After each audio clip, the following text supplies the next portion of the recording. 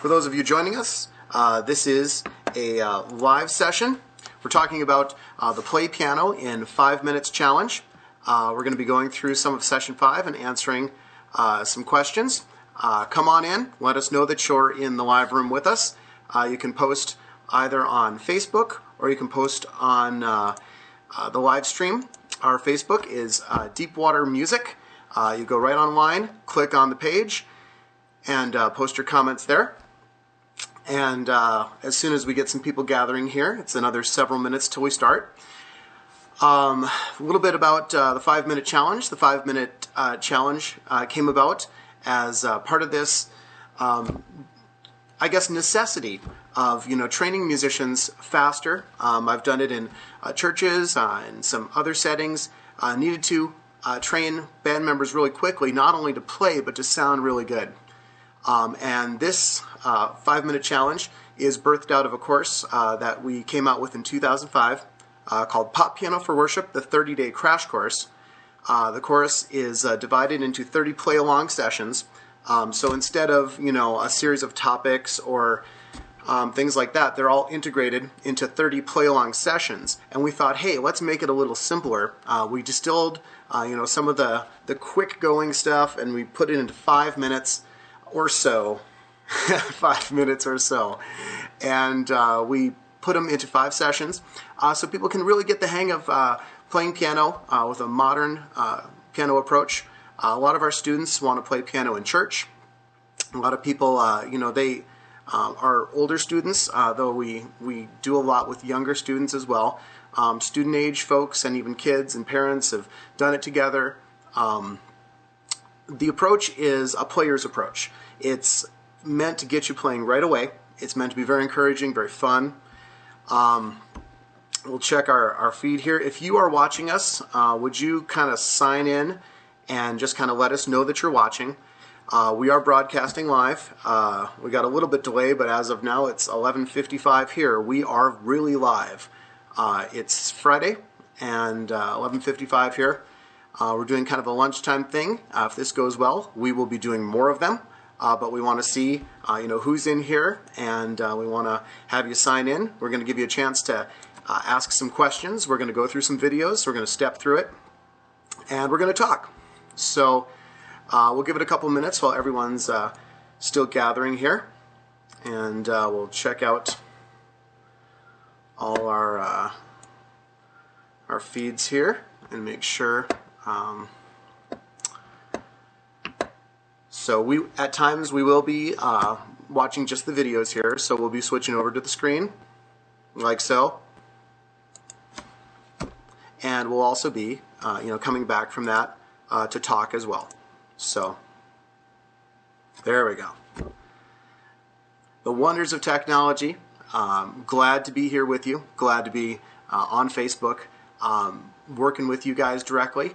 Hope you stop back to see more of our live casts in the future. We're still a few minutes out from 12 o'clock, so we may want to make sure that we get everybody some time to get in here. Try to think what else. Tell you a little bit more about Deepwater Music. We have a live event that we do. It's either a one-day or a weekend event, our Total Worship Team event, where we go into a church setting of either one or multiple church musicians, and we work with them live on their worship teams to get them working together personally and musically really well, to really go through the essentials of playing together effectively as a band. We break it down into the different sections, the rhythm section, harmonic instruments, melodic instruments, and vocals. And the interesting thing is we have everybody in the same room. Everyone's learning what everyone else does, because that's how a band works. You don't play in a bubble. You play with the band. So when you're a guitar player, you need to not only know what could you play, but what is effective to play when the keyboard player plays this, or when the bass player plays that, or when the singers do this. Music is a related whole, so the Total Worship Team events are designed to really address that and get everybody playing together effectively. All different ages, skill levels. It works really well. Very, very good event. If you are with us, if you have joined us for this live event, if you've clicked on it, please just give us a little shout out here on the message board so we know that you're there. And if you have questions as we go through, go ahead and let us know. We'll get into the content, and we're still going to give it a couple more minutes. So if everyone log on at 12 o'clock, you do have to view a brief commercial to get into the stream. That's part of the deal. And we will be going shortly here after 12 o'clock. And we'll just look for folks to show up. And there's a lot of people who have given some good feedback to us and some great questions. The piano method that we've worked with for all these years, that we've taught at our live events and our courses, and now in these live events, again, I said it's a real player's method. Like I said before, it's meant that you sit down and you play it. You learn while you do. And it's not geared to help you understand piano. It's geared to help you learn to play piano. And you understand it, but it's taught as you're doing. And for those of you who are like me, you learn through doing. It says, come on, let's do this, and it explains it while you're doing it, which it is really effective. We've had such great success. Thousands and thousands of people have used the method. We're blessed to be part of that. We've had some questions from the course related to beginners. We've had some folks who are classical musicians, who are transitioning into more of a pop style, pop worship style. We do mostly popular worship stuff with our pianos, our piano courses, and that is where classical musicians sometimes struggle to make the connection, because it's a different approach. Different approach than they're taught as classical musicians. I'm going to back off my volume here just a touch, and hopefully my microphone will stay good. Can everyone still hear me? Give me a little shout out in the message room if you can. All right, good. Let's see, we'll check out our messages again on the other one. Again, we're just hanging out for a couple minutes while everyone gets in the room here. And if you are logged on, drop us a message saying hi on Deepwater's page, or if you're on another page, go on over to Deepwater Music's Facebook page, because that is the one that we will be answering questions from. If you're on another page, we may not see your questions. If you are on a page that's been shared or linked to this page. So we'll get started here. It is 12 o'clock, pretty much on the dot here. We're going to give it another minute or two while everybody gets set, and then we will, what we're going to do is we're going to go through session number 5. We're actually going to go through the last session. We may back up and talk about some of the others, but for those of you who have been following the Play Piano in 5 Minutes Challenge, session 5 is where it all comes together. It's the potential for a lot of questions, because it's a crash course. I mean, it's a whirlwind pace that we've gone through in these sessions to accomplish this goal of getting you playing as quickly as possible. And that gets you over the hump of going from I don't play to I do play. Once you can get the hang of it, it's a lot easier to understand how to grow. And that's the hope of the Play Piano Challenge, is it blows away some of the mystery in approaching modern piano. One of the great things about modern piano is that you get to usually play with at least one other person, like a singer, and sometimes many more, like a worship band. And the great thing is, it's a lot easier than being a solo piano player, because your role is defined and it's not everything. You're not the main melody and all the internal parts and harmonies. You have the main role of creating harmony and creating some momentum to the song. Beyond that, a little bit of melody is a great thing. All right, you lurkers, come on! If you're out there too, go ahead and give us a shout out. Put a comment in the thread and say I'm here. Yo, let's see who's watching.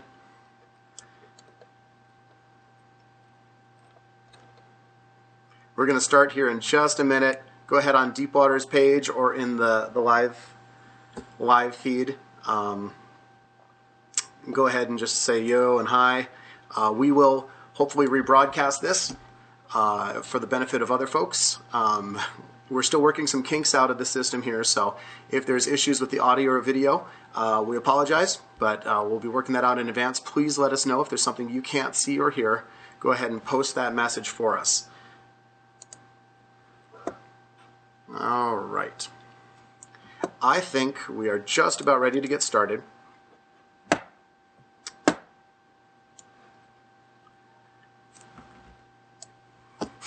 So we are going to take a look at step-by-step session 5 of the Play Piano in 5 Minutes Challenge.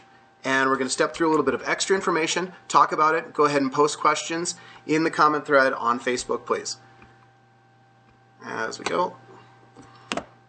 All right, that guy looks familiar. Let's watch a little bit. Hey, welcome to the Play Piano in 5 Minutes Challenge. Today is the day. It's the day that we pull it all together and we put together all those little pieces we've been working, show you how they fit together. Let's get moving. This is the Play Piano in 5 Minutes Challenge, Session 5. Okay, welcome to Session 5. Today we're going to be putting together everything we've worked on for the past sessions. The chords, C, G, A minor, and F. We also had a linear pattern that looked like this. And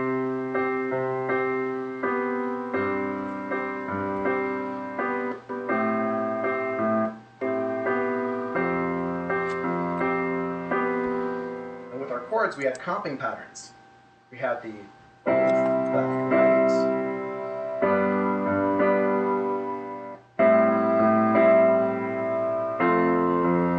And we also had both hands right, left, right, left.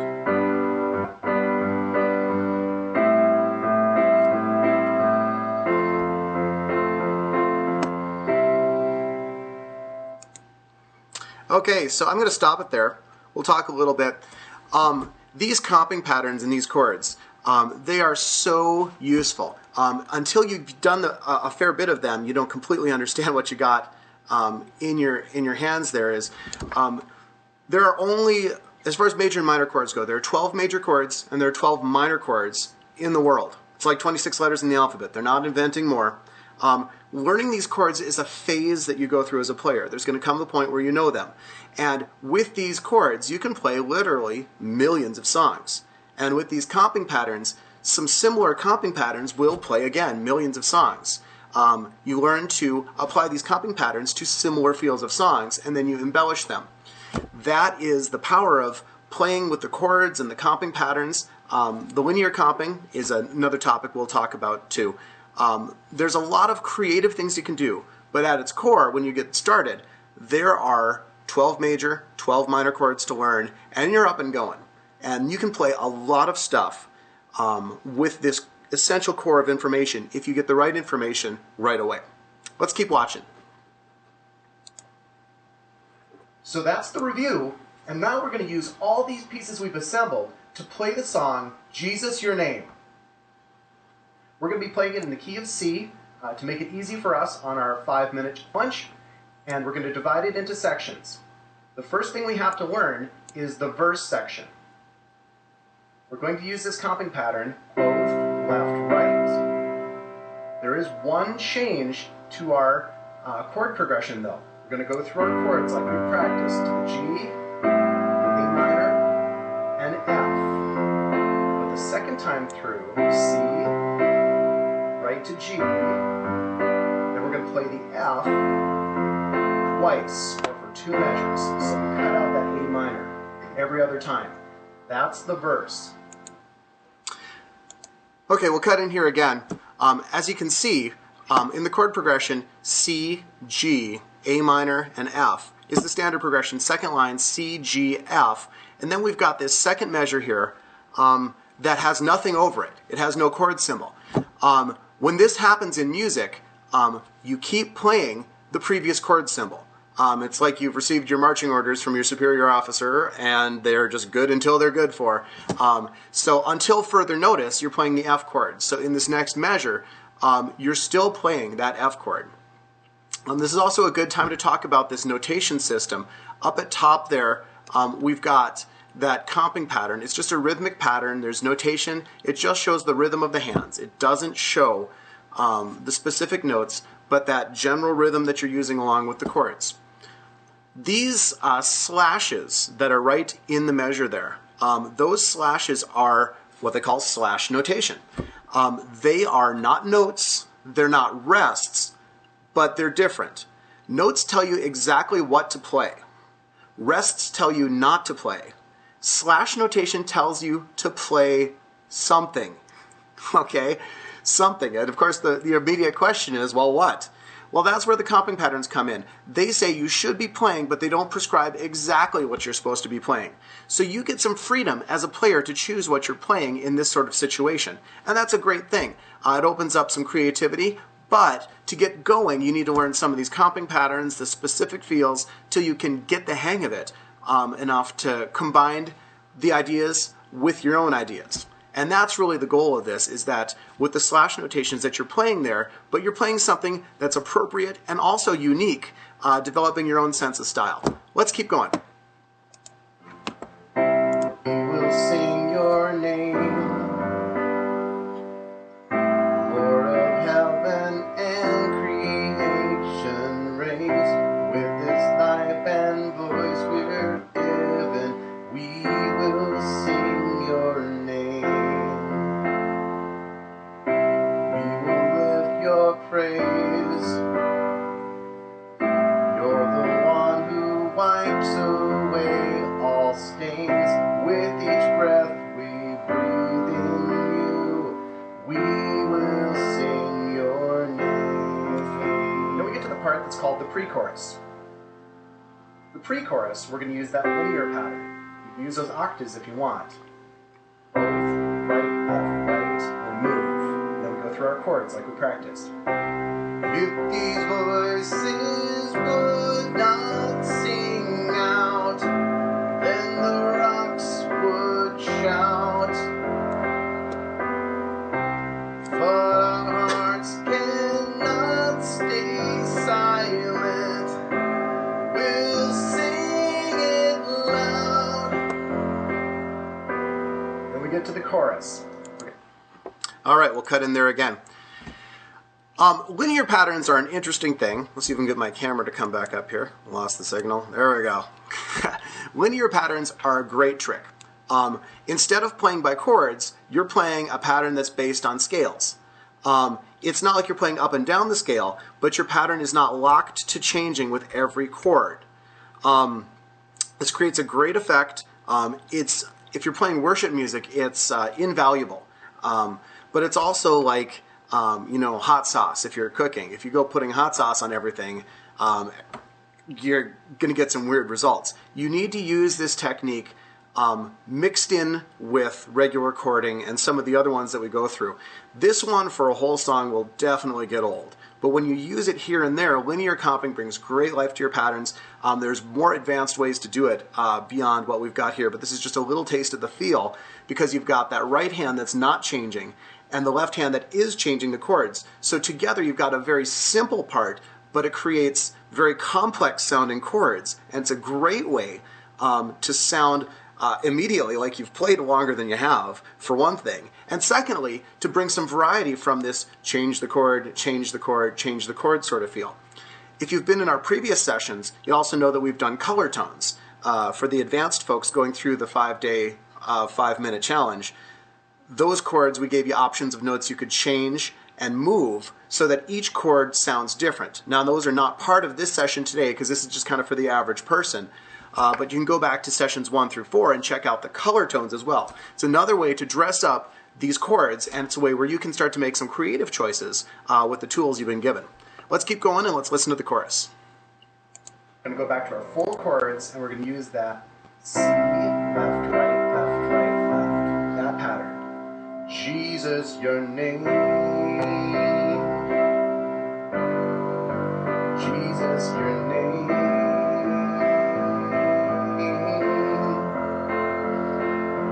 Glory to the one who saves us. Glory to the one who is raised. And we can also use that for the bridge, which we'll skip ahead to right now.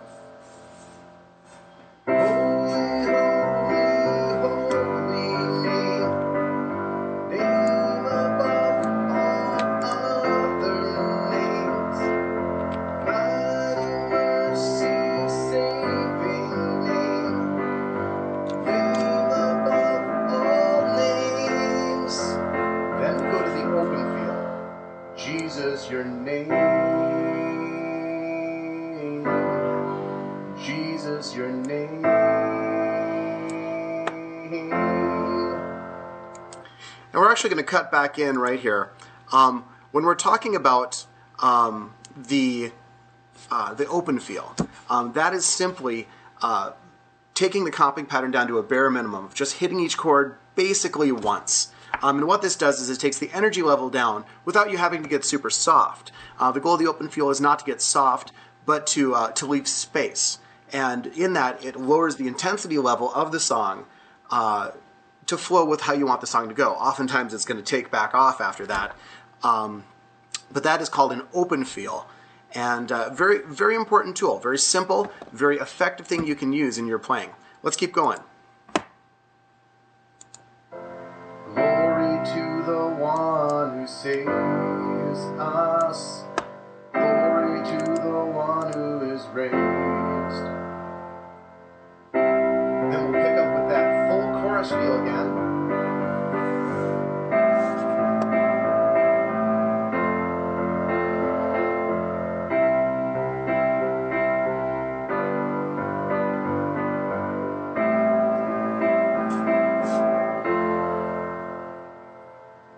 Now that's it for the talk through.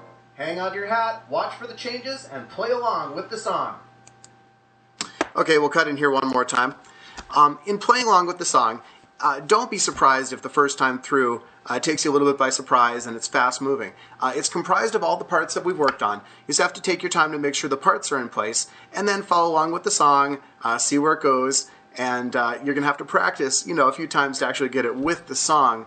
And it may take you a while, but that is well worth it. Let's listen to the full playthrough, and here we go.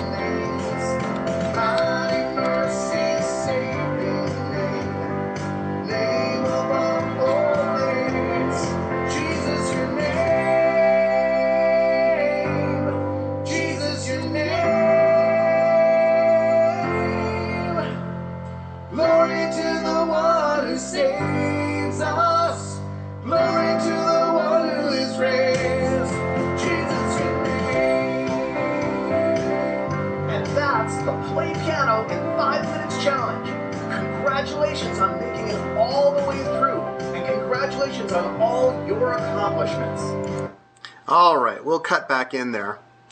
That is basically the walkthrough of what it is. We've gone through the chords. You can go back to sessions 1 through 4. The color tones, they're to spice them up, the comping patterns.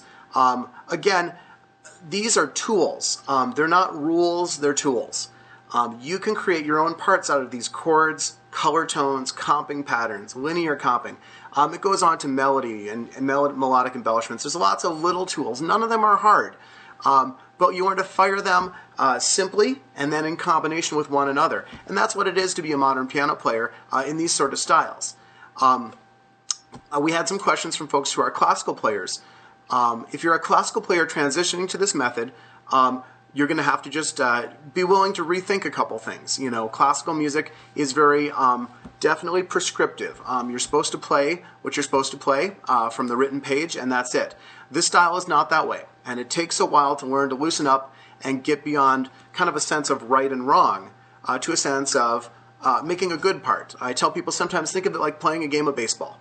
You can't go into a game of baseball thinking, I'm going to play it perfect. I'm going to play a perfect game of baseball. You go in trying to play a good game, and you try to improve your skills every time you go. So that's really the goal with this, is to improve those core skills, to keep adding to that musical vocabulary and being able to do more things more readily when they're called for in the songs that you're doing. We've got folks with young kids going through this. They're asking if you can change some of the fingerings that are in the course. That is okay. If the hands aren't quite big enough, you can adjust them. Generally speaking, you don't want to have them jumping too much from chord to chord, so you want to try to make them smooth changes without going into too much of the fingerings. You can change them, but try not to have them jump around from different finger to different finger too much. And it should feel good to play. It shouldn't hurt their hands. That's the best guidance here, just in short order. I'd like to invite you all to check us out at deepwatermusic.net/DWSM. That's for Deepwater School of Music. And you can join us in our online classrooms. I'm in those classrooms working with you. We've got the Pop Piano for Worship 30-day crash course is our home study course. The Crash Course Extended is our online class that goes with it. And we also have the Next Steps course and lots of new things rolling out. Our live events include the Total Worship Team workshop and the Total Worship Team transformation events for entire worship bands, musical and encouraging team building events. You can contact us for more information on that at info@deepwatermusic.net. Feel free to drop me or anyone a line here anytime you want. We are here for you. We want to work with you. And thanks for watching, and God bless you as you use your gifts to serve Him.